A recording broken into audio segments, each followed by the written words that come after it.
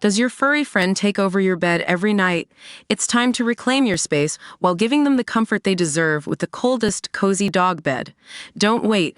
Check out the link in the video description to buy now on Amazon. OneRepublic frontman Ryan Tedder, 45, has written songs for some of the biggest artists on the planet. In this weekend's 60 Seconds, Ryan, who topped the charts in 2013 with catchy OneRepublic hit Counting Stars, and has a huge back catalog of hits for other artists including writing Leona Lewis' Bleeding Love and Beyoncé's Halo, among many, many others, tells us about the high-stakes world of working with Beyoncé, knowing when it's time to be cheesy and what Adele thinks about where he keeps his Grammys, and what it's been like releasing his band's final album, Artificial Paradise.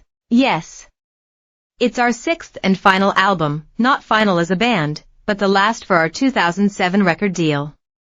It should have come out a year ago, but life happens. Eventually we looked at the calendar and said, July 12th, come hell or high water, this album is coming out. It's weird, unless you do what Billie Eilish or Beyoncé did, where you just drop an album with no advance warning, you know what it has done before it comes out.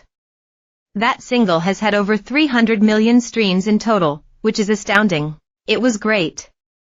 I've known him for 10 to 15 years and any time I've run into him, he reminds me he likes to use my chord progressions in his songs. It's flattering, but the truth of it is, we're all stealing from each other. There are only 12 notes in a scale, so it's kind of limited, but he's an endless wellspring of energy. He's more than a decade older than me, but can go harder, doing shows at 5 a.m. and then playing the after party. Sometimes you catch a hit with a really cool record you feel represents you.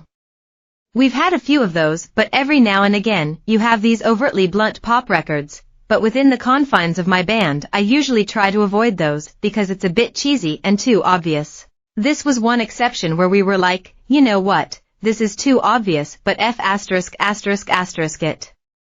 It's been a lot of fun hearing that record everywhere this summer. I knew Beyoncé was doing that album 3 years before it happened because I'd been a part of the process early on. I just didn't know when it was going to come. Then I got a text from Miley with a big smiley face and a photo. She's like, this Friday. That's the world of Beyoncé. When I did EXO with her, I was in London recording Ella Henderson's Ghost, and I got a text saying, you need to approve this mix because it drops tonight at midnight. I got a 12-hour heads up on the album release. That's very typical. Yeah, and I feel the era of genres being clearly defined has died. Beyoncé should do whatever she feels she wants to do. It's the same with Taylor Swift. Kids don't care what the genre is, they either like the song or they don't. It's that simple. Yeah, I've worked with Ed off and on for years. We did Happier together, which I love, and working with James Morrison and being on tour with him in England is what introduced me to Adele. I met E.G. White through him, who worked with Adele on Chasing Pavements. I've had years of collaborating with more British artists than I can count, like Adele, Ellie Goulding, James Blake and soon Labyrinth. Of ours, definitely I ain't worried. The average band has a shelf life of 5 to 7 years, 10 if you're lucky and nobody's doing drugs. But 17 years in, to have that song, which nobody thought was a hit, become massive worldwide was vindicating. There's something to be said for just sticking around and not giving up and trying to connect with your fans and culture. And Counting Stars. When it hit #1 in the UK, we were outside a pub near the Corinthia Hotel in London, all having a pint, and Bruno Mars, who I've known for years, was staying in the same hotel and walked by with his band.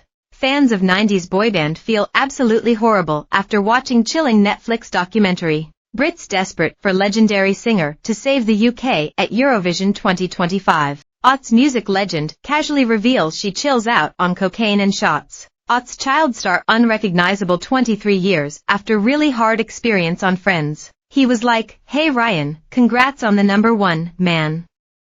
I love that record, that's huge.